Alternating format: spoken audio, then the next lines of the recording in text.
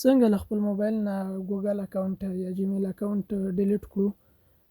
زه تاسو ته دغه خپل جیمیلونه ښیم. نو د ما تقریبا 11 شاوخوا جیمیلونه په خپل موبایل کې خلاص دي. د آخري جیمیل زه غواړم ډیلیټ کړم.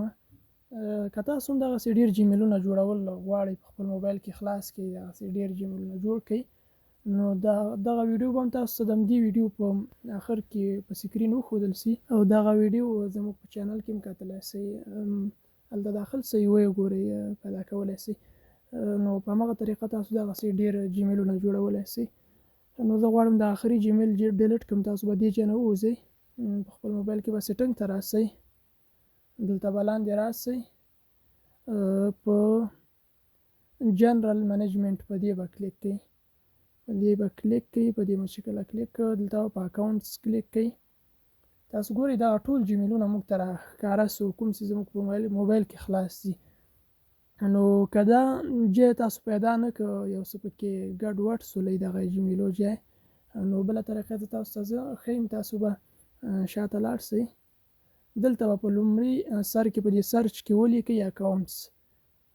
زه اوس ورته لیکم، تاسو به اکاونټس ولیکئ، نو دا به سرچ کوئ.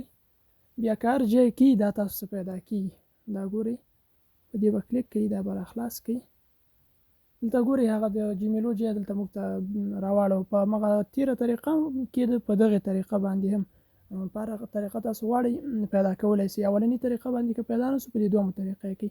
نو دلته په همغه جیمیل کلیک کوئ، کوم جیمیل چې تاسو غواړئ ډیلیټ یې کوئ. زه اوس په همغه جیمیل باندې کلیک کوم. په دې مو چې کلیک کړ، نو تاسو ګورئ دلته لیکلي ریموو اکاونټ. په دې به که دا ریموو اکاونټ تاسو ته راښکاره نه سو، نو تاسو به دا پاس ځای کې 3 ټکي درته ښیي، په دې به کلیک کوئ، بیا به هلته ریموو اکاونټ لیکلي پې کلیک به کوئ. نو زه اوس په دې کلیک کوم، په دې به کلیک کوئ، بیا به لاندې په ریموو اکاونټ کلیک کوئ، نو دغه جیمیل به ډیلیټ سي. دغه جیمیل زموږ له موبایل نه ډیلیټ سو. دغه جیمیل موږ کولی سو بیرته په همدغه موبایل کې خلاص کړو، یا په بل موبایل کې هغه جیمیل پاسورډ ورکړو، نو دا جیمیل بیرته خلاصېدلی سي. په دغه طریقه جیمیل له موبایل نه ډیلیټېږي، یعنې بیرته په دویم ځل بیا موږ خلاصوی سو، که په همدې موبایل کې وغواړو که په بل موبایل کې. نو دا ویډیو مو که خوښه سوې وي او درته ګټوره وه، لایک یې کړئ. د داسې نورو ویډیوګانو لپاره زموږ چینل سبسکرایب کړئ. په څنګ کې دغه د زنګ نښان هم ووایئ چې بیا هره ویډیو اپلوډ کړو هغه به تاسو ته په وخت دررسېږي. له خپلو ملګرو سره شیر کړئ، او که کومه پوښتنه لرئ کمنټ وکړئ. تر بلې ویډیو د الله په امان.